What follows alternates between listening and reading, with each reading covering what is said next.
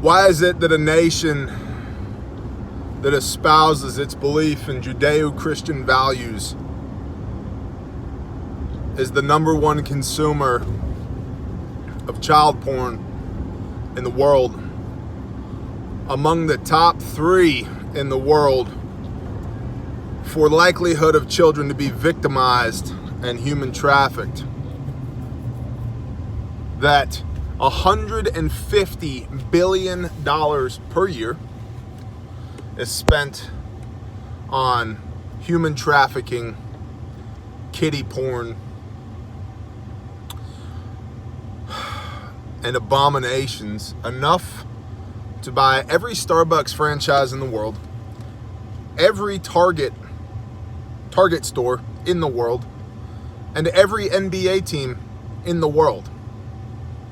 As much money as that is spent on human trafficking, there are 400% more slaves in the United States today than there were in 1865 and the Emancipation Proclamation. Why do we turn a blind eye to this? Why do we say we love the Lord our God with everything that we've got, and then clearly have such a foundational issue with this wickedness?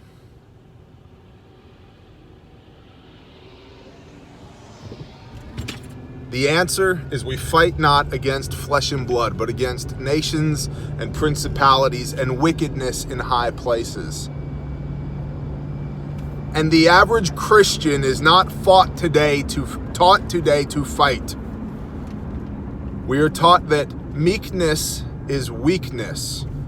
We are not taught the biblical definition of meekness, which is to wield ultimate power and authority with utter control and surgical precision.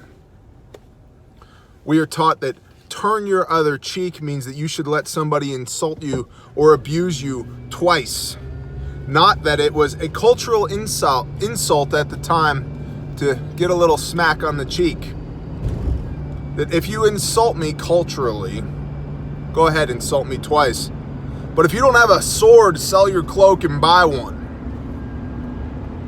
You can insult me, but don't you threaten me or my family or the people that I love and I am responsible for, and that I will stand in judgment for their leadership and headship and stewardship at the end of an age. It's because the Christian church produces pussies. And you can't say that without offending a whole bunch of people.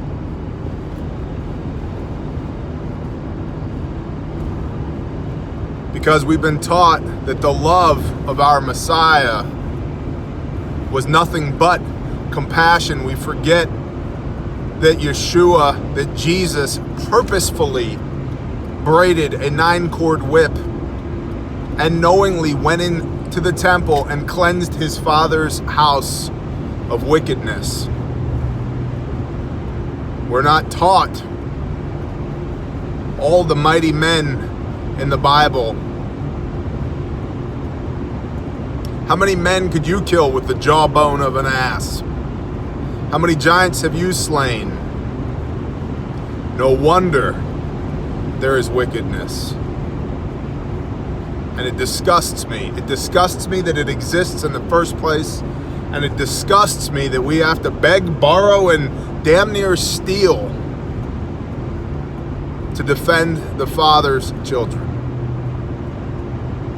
He of you that hurts even the least of these, it would be better that you had a millstone around your neck and you were thrown into the sea. You know, the average victim here is between 8 and 12 years old.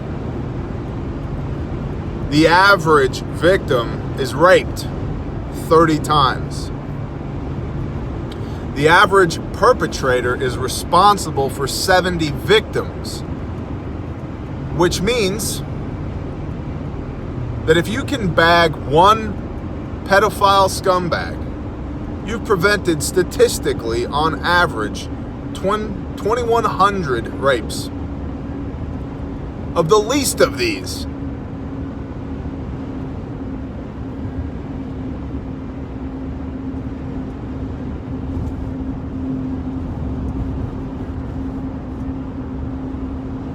I don't understand why more people don't care. I don't understand why more people aren't active. And then again, maybe I do. Because it was something that I knew here, but I didn't know here until we started working with the Demand Project. Until we started talking with Veterans for Children Rescue and Craig, Sawman.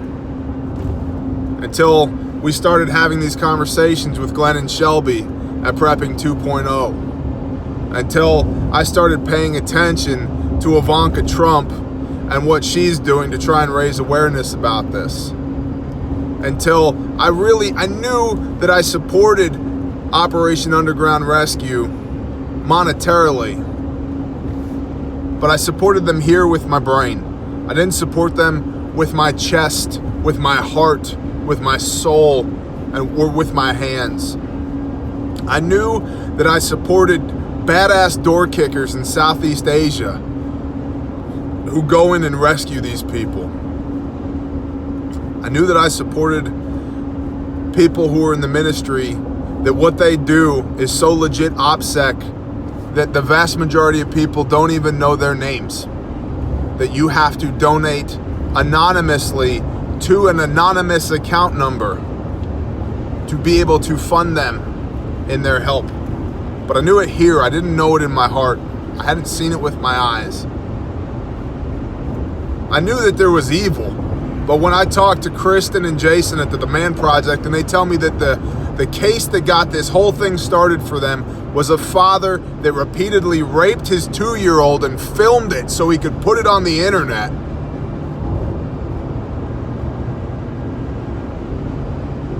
And people say spiritual warfare isn't real. And people wonder where all the men are in the church. So I'll tell you this, Exodus 15:3. Yahuwah is a warrior, Yahuwah is his name. The Lord your God is a warrior, and you were fearfully and wonderfully created in his image, and he has work for you to do. So get your ass off the couch and go do.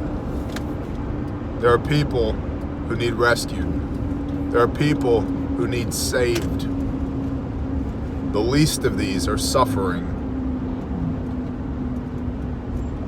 And I don't know what to do about it other than to continue to deploy, to continue to teach my children, to continue to talk to y'all about it, to continue to pray for strength and perseverance and provision and blessing.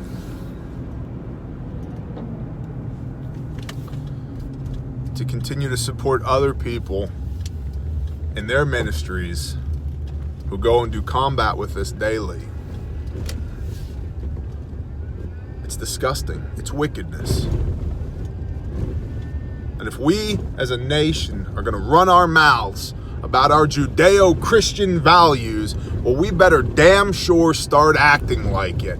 Not 2 hours on Sunday morning where we all dress up and look good for each other, but the other 166 hours in a week.